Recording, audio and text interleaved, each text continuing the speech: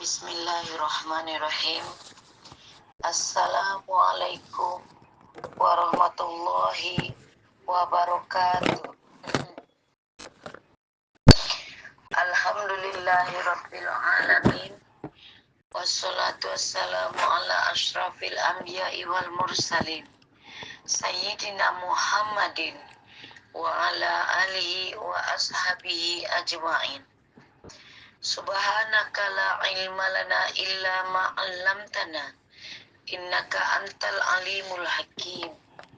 Rabbi shrah li sadri wa yassir li amri wahlul 'uqdatam min lisani yafqahu qawli, amma ba'du.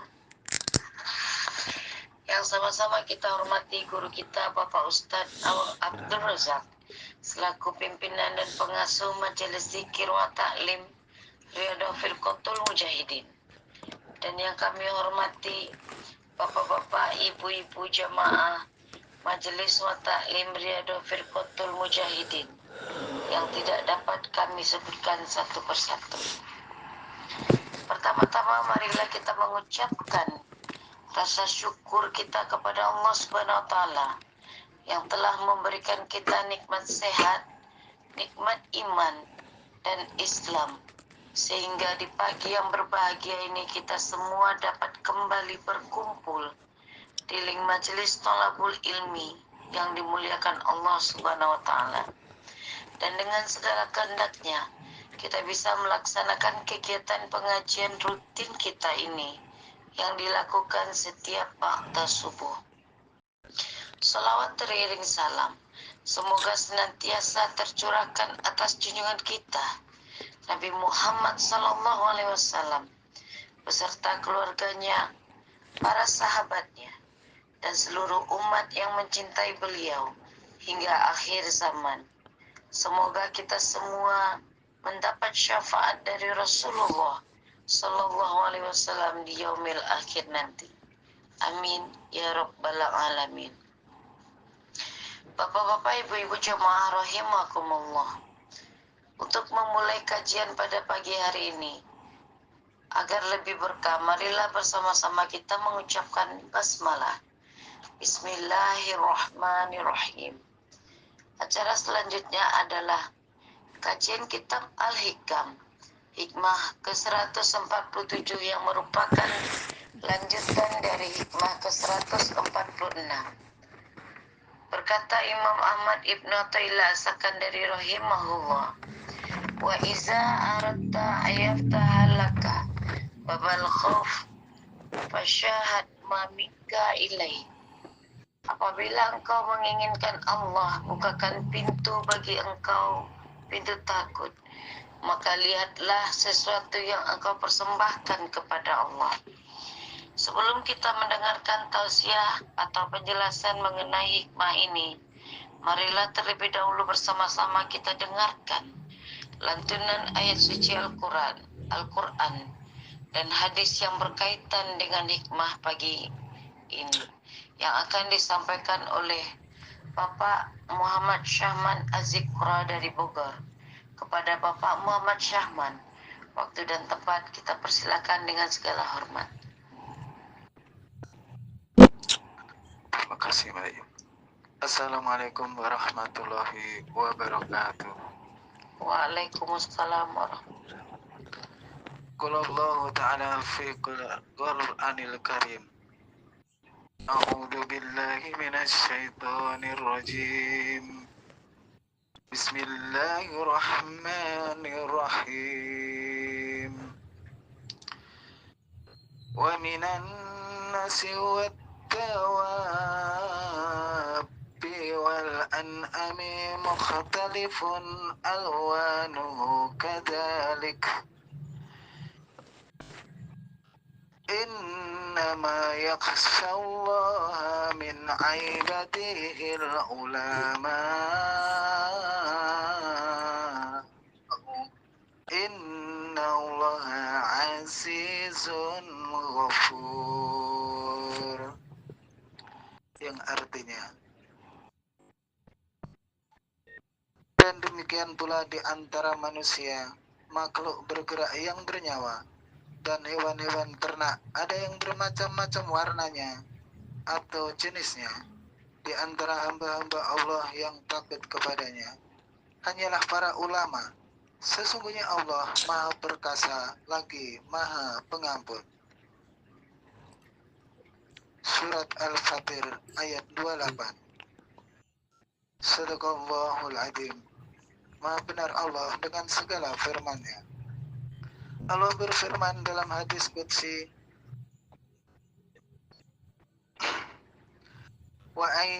وَعِدَّتِي لَا أَجْمَعُ عَلَى عَدَدِ خَوْفَيْنِ وَأَمْنَيْنِ إِذَا خَافَنِي فِي الدُّنْيَا أَمِنْتُهُ يَوْمَ الْقِيَامَةِ وَإِذَا أَمِنَنِي فِي الدُّنْيَا أَخَفْتُهُ يَوْمَ الْقِيَامَةِ.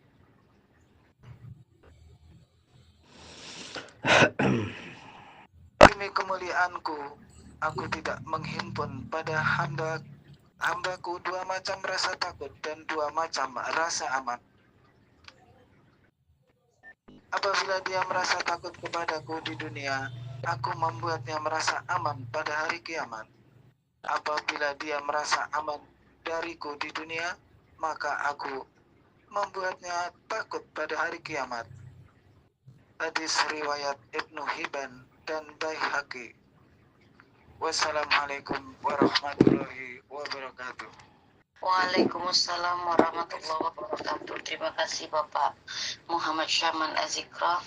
Semoga dengan yang dibacakan tadi kita dengarkan menambah keimanan kita kepada Allah dan menambah kemudahan kita untuk memahami apa yang disampaikan oleh guru kita tentang hikmah ke-147 yang merupakan lanjutan dari hikmah ke-146. Baiklah Bapak Ibu hadirin rahimakumullah, marilah bersama-sama kita dengarkan tausiah dari guru kita Bapak Ustadz Abdul Razak, sekaligus nanti ditutup dengan doa. Kepada Bapak Ustadz, waktu dan tempat kita persilakan dengan segala hormat. Assalamualaikum warahmatullahi wabarakatuh. Waalaikumsalam. Bismillahirrahmanirrahim. Alhamdulillahilladzi amarona bikasrati zikri wa tilawati kitabih wa jihadin fi sabilih li'i'la'i kalimatih. Asyhadu an la ilaha illallah wahdahu la syarikalah wa ashadu anna Muhammadan abduhu wa rasuluh. Allahumma salli wa sallim wa barik ala sayyidina Muhammad ibn Abdillah wa ala alihi wa sahbihi wa mawalah, amma ba'du. Puji syukur marilah kita panjatkan kehadirat Allah subhanahu wa ta'ala, yang mana pada saat yang berbahagia ini kita masih diberikan kesempatan selamanya selalu bersama-sama dalam kajian ba'da subuh. Semoga Allah berikan tambah-tambah hidayah dan taufik kepada kita semua dan kenikmatan kepada kita semua. Amin ya Allah ya rabbal alamin. Salawat beserta salam semoga berlimpah curah kepada baginda alam habibana wa nabiyana Muhammad sallallahu alaihi wasallam. Wa ila mu'alifi hadal kitab Syekh Ibnu Athaillah As-Sakandari rahimahullah, nafa'anallahu bihi wa bi ulumihi wa bi asrarihi syai'ulillahi lahul fatihah. A'udzu billahi minasyaitonir rajim. Bismillahirrahmanirrahim. Alhamdulillahi rabbil alamin arrahmanir rahim maliki yaumiddin. Iyyaka na'budu wa iyyaka nasta'in ihdinas siratal mustaqim siratal ladzina an'amta 'alaihim ghairil maghdubi 'alaihim waladdallin. Rabbi ighfir lana amin. Bismillahirrahmanirrahim. Jangan lupa niat di dalam hati. Kajian ini kita niat mengharapkan ridho Allah Subhanahu wa taala, menghidup-hidupkan syiar agama Allah, niat syukuran atas nikmat akal, nikmat sehat, niat menghilangkan kebodohan pada diri kita. Hikmah yang ke-147. Wa iza aradta ayyabtaha laka babal khawf fashhad ma minka ilaihi. Apabila engkau menginginkan Allah membukakan bagi engkau pintu takut kepada Allah, maka lihatlah sesuatu yang engkau persembahkan kepada Allah. Kalau subuh kemarin, apabila engkau menginginkan Allah bukakan pintu roja, pintu harapan kepada Allah, maka lihatlah apa yang telah Allah berikan kepada kita. Kalau sekarang, lihatlah apa yang kita persembahkan kepada Allah. Al-khawfu inda ba'dil ulama ibaratun an ta'allumil qalbi bisababi tawaqqu'in makruhin fil istiqbal. Yang disebut dengan khauf menurut sebagian ulama adalah satu bahasa, satu ibarat tentang sakitnya hati karena sebab akan terjadi yang kita tidak sukai. Sakitnya hati karena akan terjadi sesuatu yang kita tidak senang di masa yang akan datang. Contoh, kita dikasih tahu oleh bank bahwa seminggu lagi kita akan disita kalau kita tidak bisa membereskan utang piutang dengan bank. Nah, seminggu lagi dari sekarang kita sudah sakit hati. Sudah sakit karena terjadi sesuatu yang kita tidak harapkan. Sakit banget, itu hope. Seperti itu. Takut atas ancaman nanti disita bagaimana. Nah, itu hope namanya. Tetapi yang dibahas di sini bukan membahas hope seperti itu. Yang dibahas di sini adalah al-khaufu minallah. Takut terhadap Allah. Huwa ayyakhofa minallahi ta'ala imma fid dunya wa imma fil akhirah. Yang disebut dengan takut terhadap Allah artinya ia takut bahwa Allah akan menyiksa dirinya baik di dunia atau di akhirat. Nah, takut inilah yang dituntut dari kita sebagai hamba Allah. Jadi kita harus ada rasa takut. Kalau kemarin harus ada besar harapan, sekarang harus ada takut. Jadi 50% roja, 50% khauf. Jamaah RFM yang dirahmati Allah, yang dimuliakan Allah Subhanahu wa taala. Suatu hari Ibu Siti Aisyah radhiyallahu anha menangis di depan Rasulullah Muhammad sallallahu alaihi wasallam.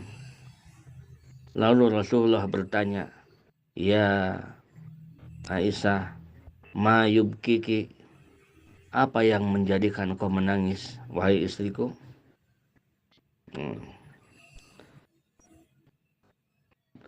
Rasulullah bertanya, "Apa yang menjadikan engkau menangis? Ada kesedihan apa?" Lalu Ibu Siti Aisyah menjawab, "Ya Rasulullah, aku menangis, aku teringat neraka. Aku menangis, fahal tadkuruna ahlikum yaumal qiyamah. Ya Rasulullah, aku menangis karena ingat nanti di akhirat. Dan aku berpikir dan ingat, apakah engkau akan ingat dengan istri-istri engkau di akhirat nanti ya Rasulullah? Apakah engkau akan ingat dengan kami?" Kata Ibu Siti Aisyah radhiyallahu anha. Nah, ibu-ibu, bapak-bapak jamaah RFM yang dirahmati Allah Subhanahu wa taala. Rasulullah menjawab, "Amma fi salasati mawatina fala adkuru ahadun ahadan. Kata Rasulullah, di 3 tempat, di 3 keadaan ini, maka tidak akan ada yang ingat seseorang dengan yang lainnya, kecuali ia fokus ingat terhadap dirinya.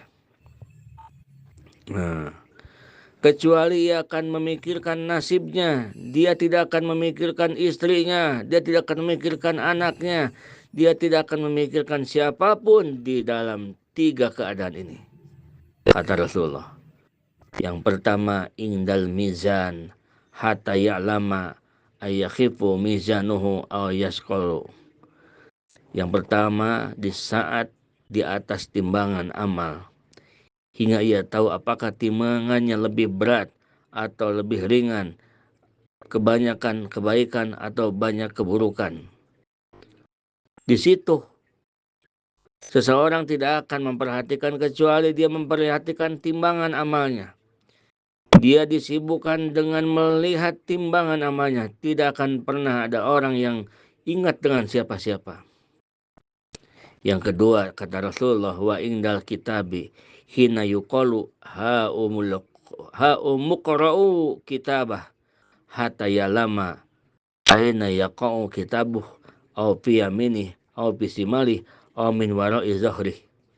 Kata Rasulullah, yang kedua, seseorang tidak akan ingat siapa-siapa, dia akan fokus memikirkan dirinya sendiri ketika menerima buku amal, yaitu saat dikatakan kepadanya, ambillah, bacalah buku ini, hingga ia tahu dari mana bukunya akan diberikan, apakah dari sebelah kanan atau dari sebelah kiri atau dari belakang punggungnya.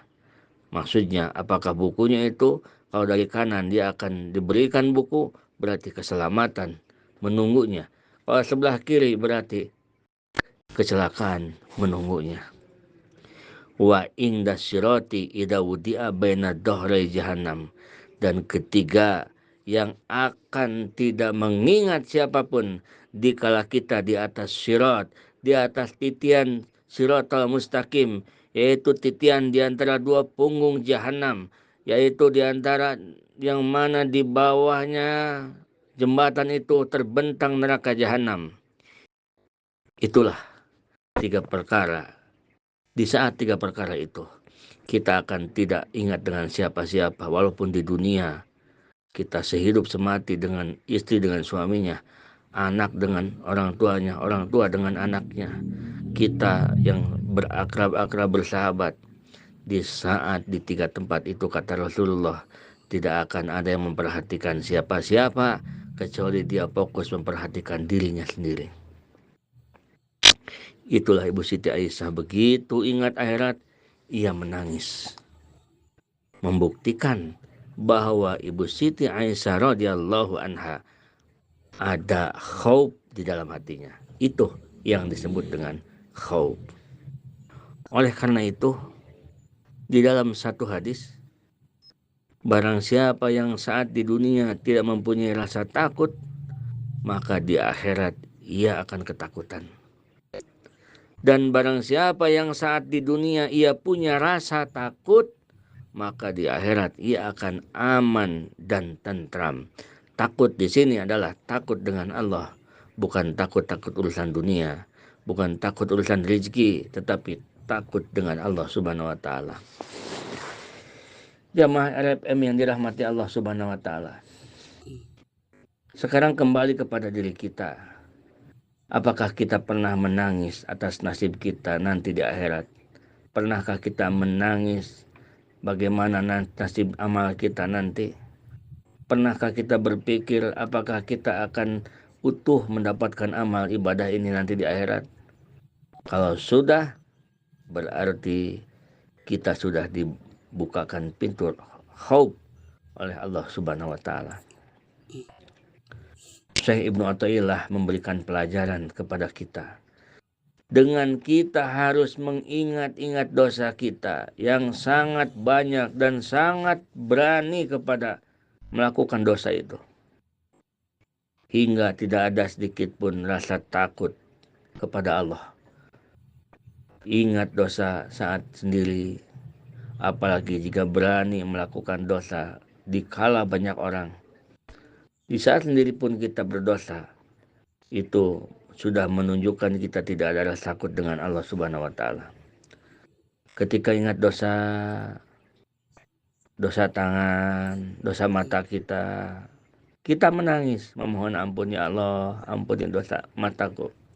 Ya Allah, ampuni dosa telingaku, dosa pendengaranku. Ya Allah, ampuni dosa hatiku yang selalu mengaku-ngaku sifat Engkau. Ya Allah, ampuni dosa pikiran ini, selalu pikiran ini buruk terus terhadap Engkau. Ya Allah, ampuni prasangka ini yang selalu buruk prasangkaku kepada Engkau. Betapa banyak dosa kita. Hadirkan dalam hati, maka ditobati dengan mendapatkan harapan mendapatkan ampunan dari Allah Subhanahu wa taala. Jamaah RFM yang dirahmati Allah Subhanahu wa taala. Bagaimana cara agar ada khauf di dalam diri kita? Nah, ini yang jadi masalah. Bagaimana, karena khauf ini diperintah harus ada di dalam hati kita. Bagaimana caranya agar khauf itu ada dalam diri kita? Yang pertama, kita harus ingat kasratul husum, banyaknya musuh. Kita harus ingat kita itu banyak musuh hidup di dunia ini.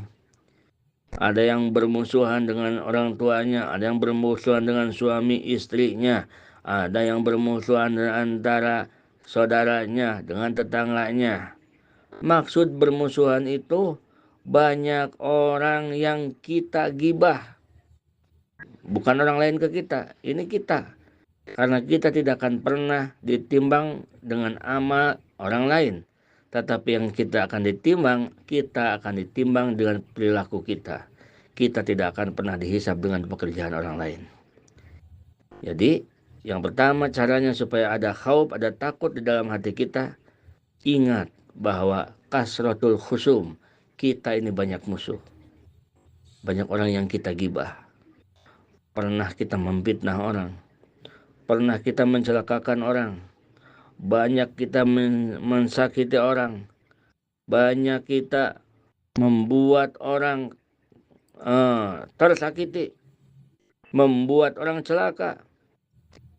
Inilah orang-orang yang akan menjadi musuh kita di akhirat. Inilah orang-orang yang akan nuntut datang di akhirat nanti. Walaupun sekarang kita tidak pernah ketemu.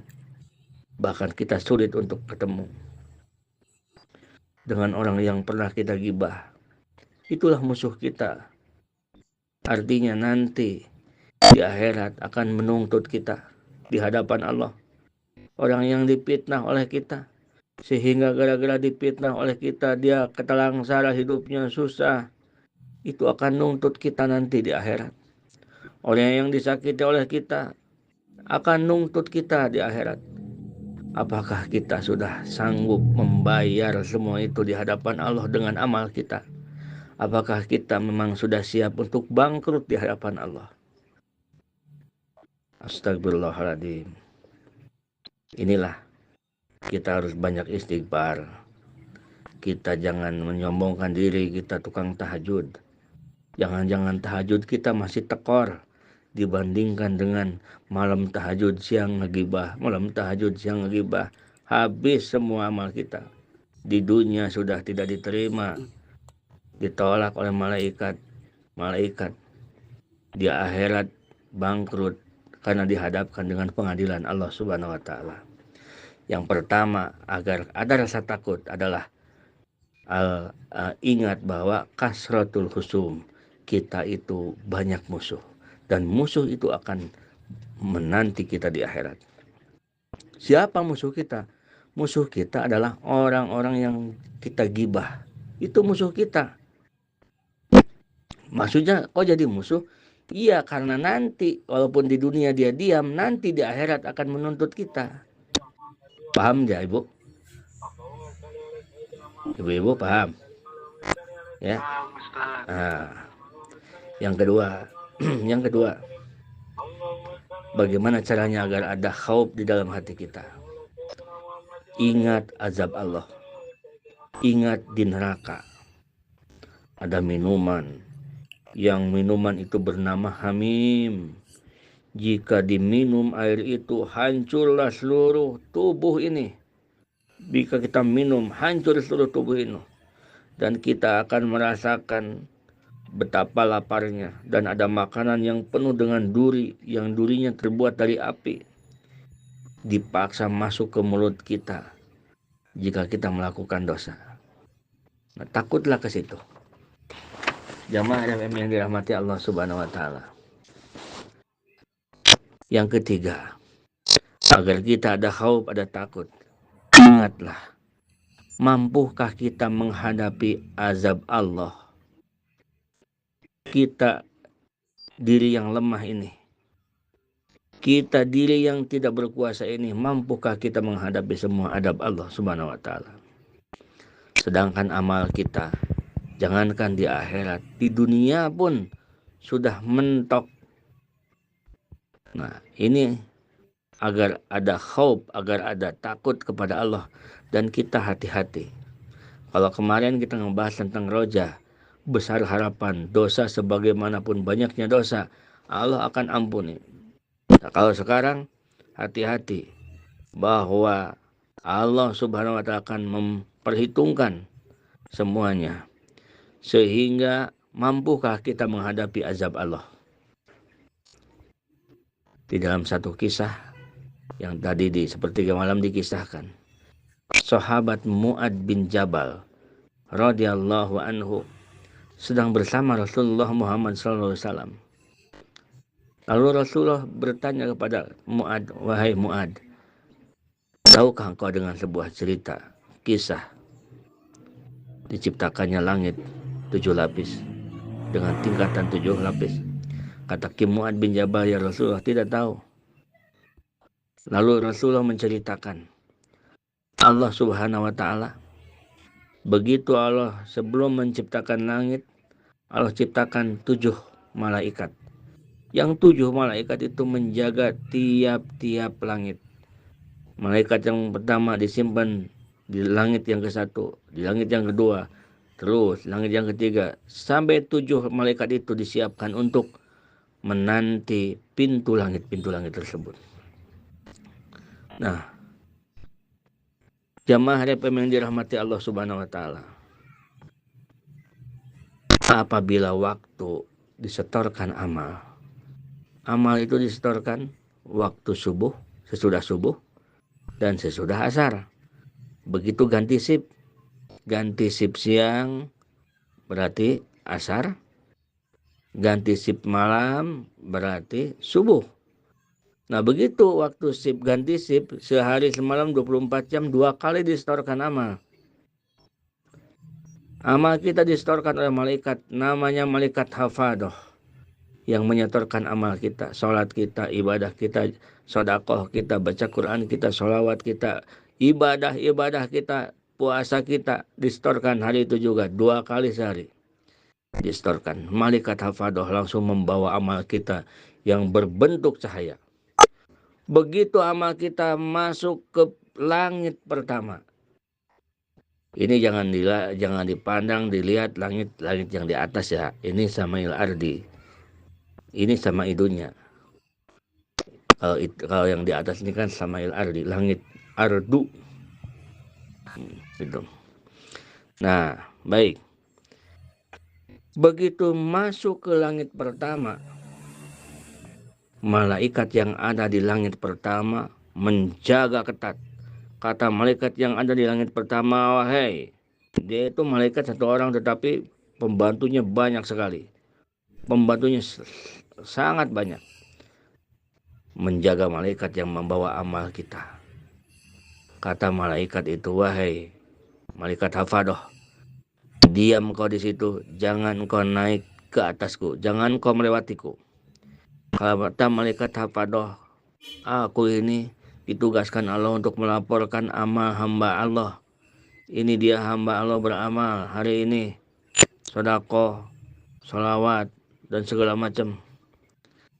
Kata malaikat yang ada di langit ke-1, kami pun ditugaskan oleh Allah untuk menjaga manusia yang melaporkan amalnya, yang manusia tersebut gibah, yang manusia tersebut walaupun tukang beramal tetapi dia suka gibah, suka ngomong-ngomongin orang. Oleh karena itu, lipatlah kembali amal tersebut, lemparkan ke muka orangnya, dan turunlah, jangan kau lanjutkan. Masya Allah. Coba bapak-bapak, ibu-ibu, ingat. Jangankan ke langit ke-7, di langit ke-1 kebanyakan orang mentok. Betul nggak, Ibu? Halo?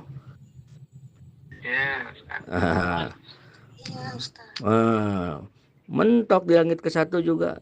Kalau kita kita sholawat kita berkah ya, kita sholawat kita Masya Allah ya, Masya Allah. Nah itulah, jadi harus seimbang antara harapan besar dan takut kita mentok.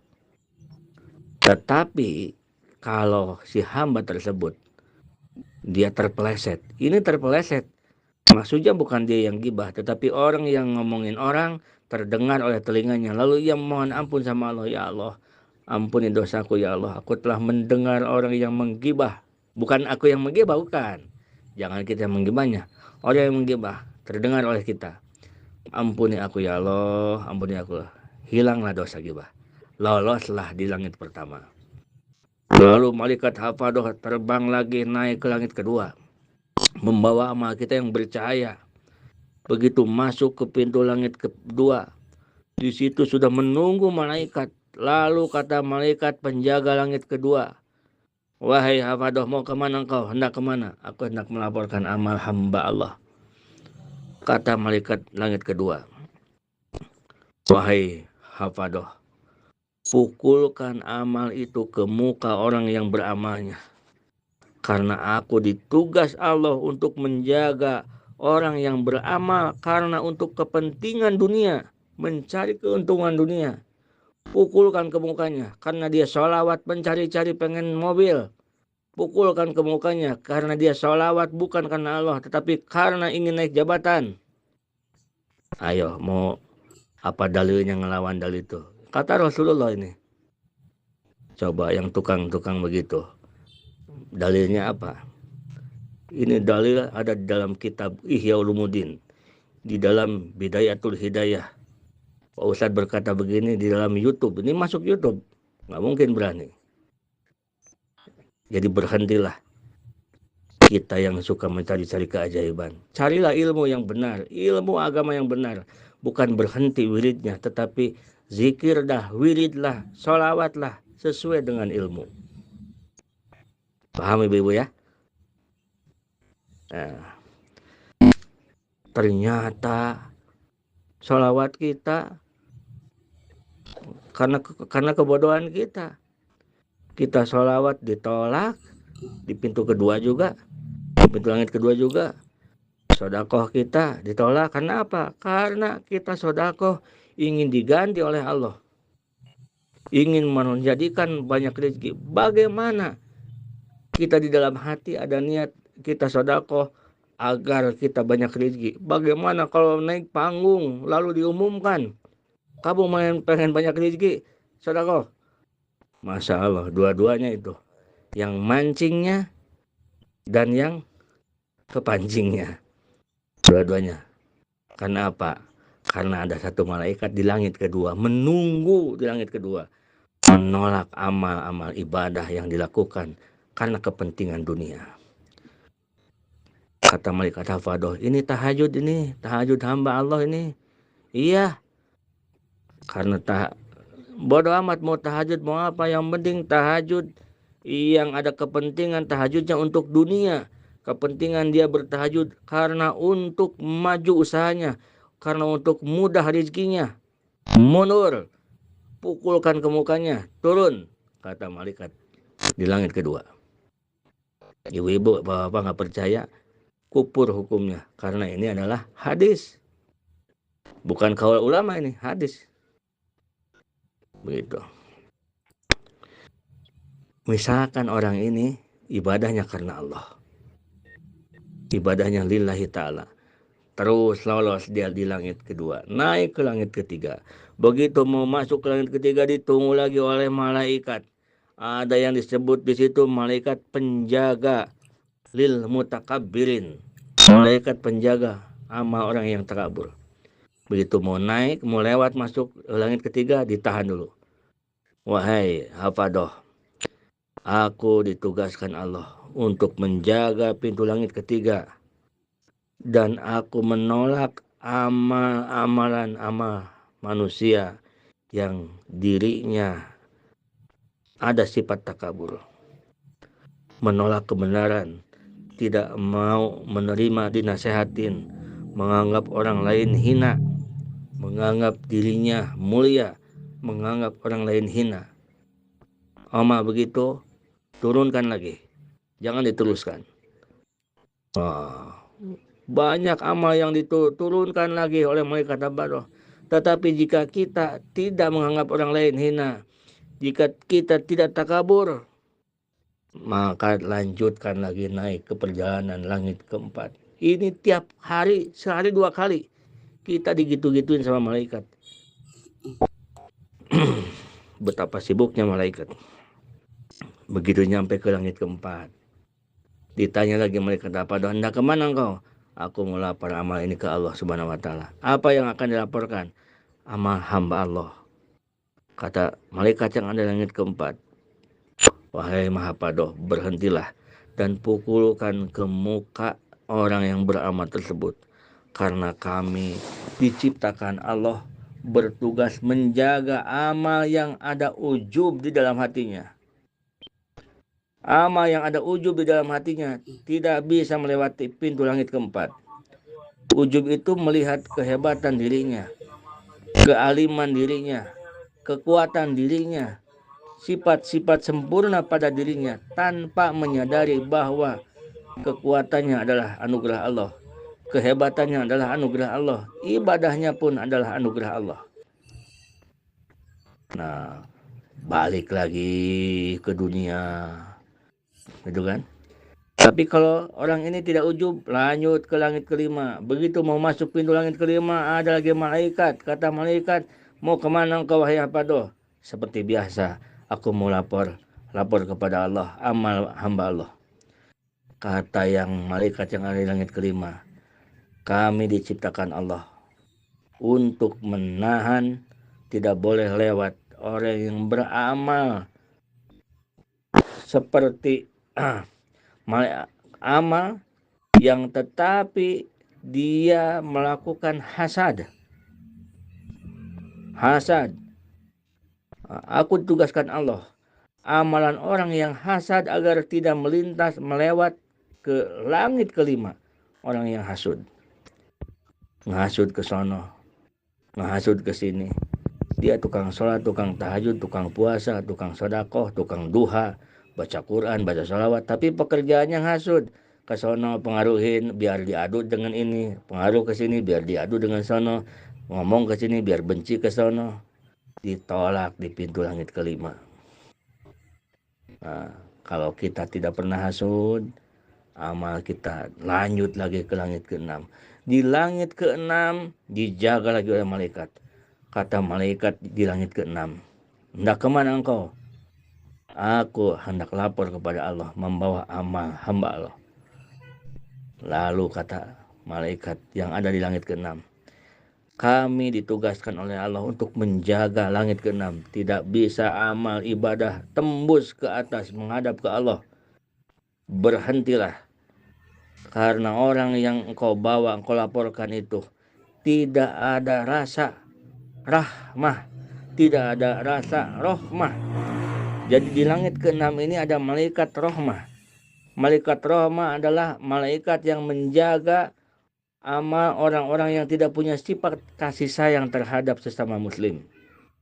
Orang kena musibah, dia diam-diam baik. Palestina mendapatkan musibah, tidak ada dia ingin menyisikan doa untuk saudara-saudara kita yang kena musibah. Tetangga kita kena musibah, kita pura-pura nggak dengar. Saudara punya musibah, kita pura-pura tuli. Nah, kata malaikat rahmah, turunkan amal ini. jangan kau bawa, kau laporkan. Allah tidak akan menerima. Kami ditugaskan untuk menjaga amal yang di dalam amal tersebut. Orang yang beramalnya tidak ada belas kasihan terhadap sesama muslim. Kalau kita suka kasihan dengan orang, lanjut. Kalau tidak, mundur. Nah, khauf di situ kita harus ada rasa takut.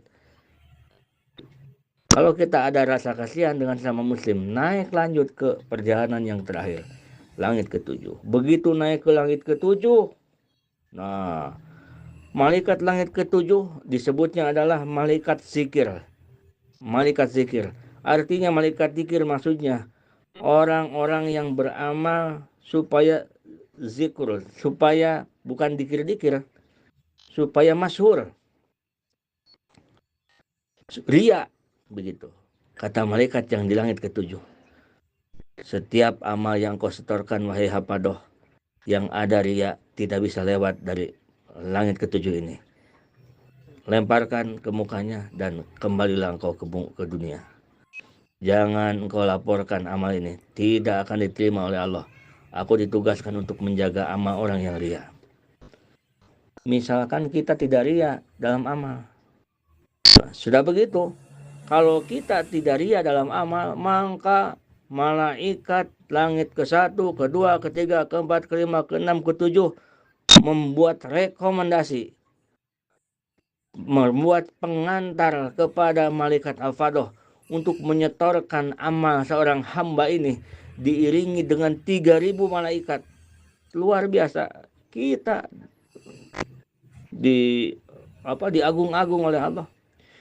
3.000 malaikat mengiringi malaikat Hafadoh yang akan menyetorkan amal kita. Semua yang dipersiapkan amal kita ini, sholat kita, sedekah kita, wirid kita, dzikir kita di hari itu yang dilaporkan bagai pengantin, berbentuk cahaya yang sangat indah, bagaikan pengantin di arak-arak, di abring-abring, seperti rombongan pengantin.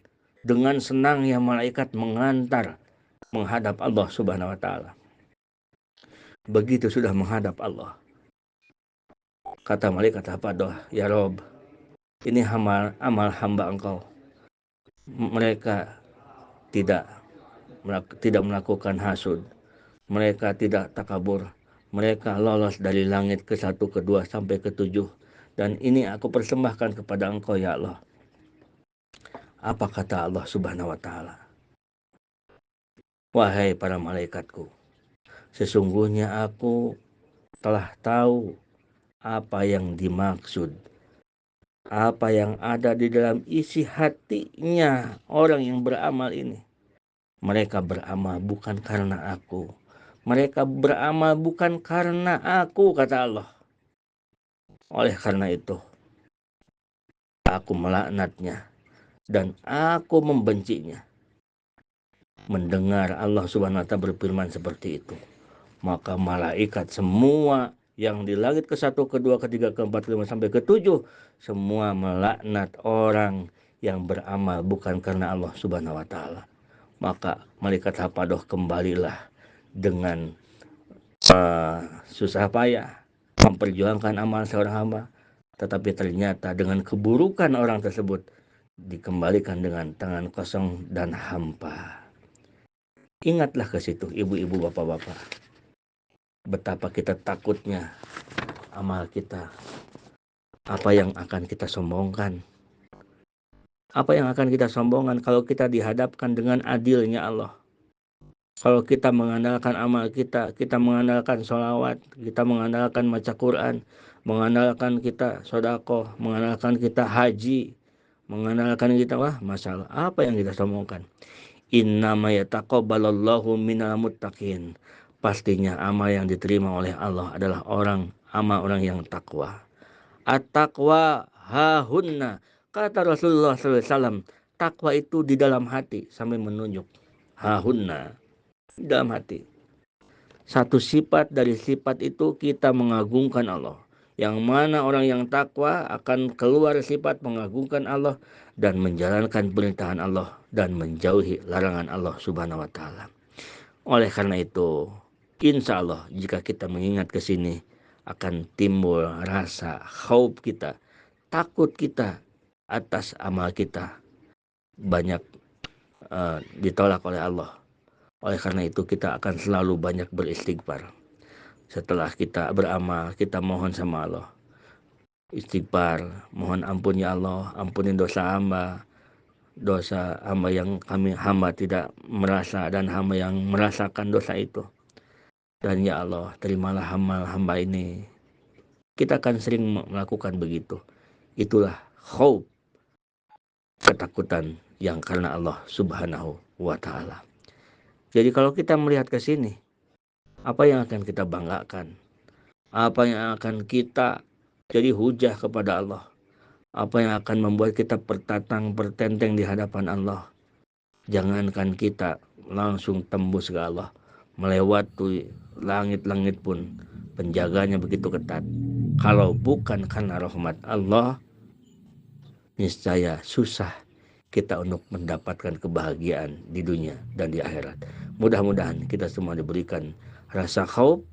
Dengan rasa khauf itu menjadikan seorang hamba yang takwa kepada Allah Subhanahu wa Ta'ala. Hadanallahu wa iyyakum ajmain. Assalamualaikum warahmatullahi wabarakatuh.